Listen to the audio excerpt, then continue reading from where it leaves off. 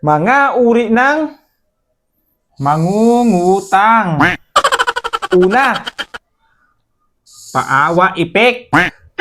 Ito yung mga tao na magpapaawa sa'yo para makautang sa'yo. Tapos, kapag napautang mo na, hindi ka napapansinin or iiwasan ka na bigla. Ayan, isa yan sa mga mangungutang. Pangalawa, attitude or ma-attitude.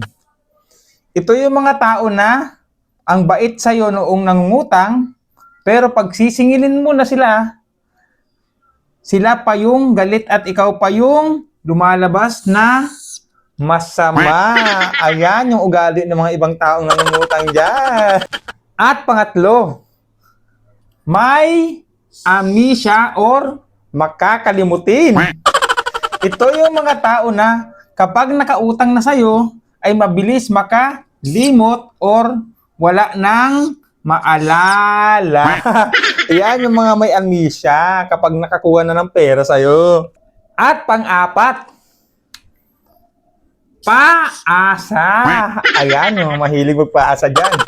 Ito yung mga tao na kapag sinisingil mo na, magbibigay ng date at araw. Pero,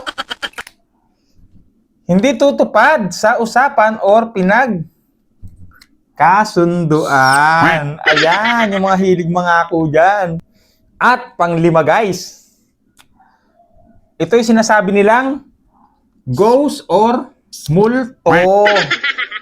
Ito yung mga tao na pagkatapos kang utangan ha, ay bigla na lang maglalaho at mawawala ng paramdam. Ayan yung mga hindi na nagpapakita dyan.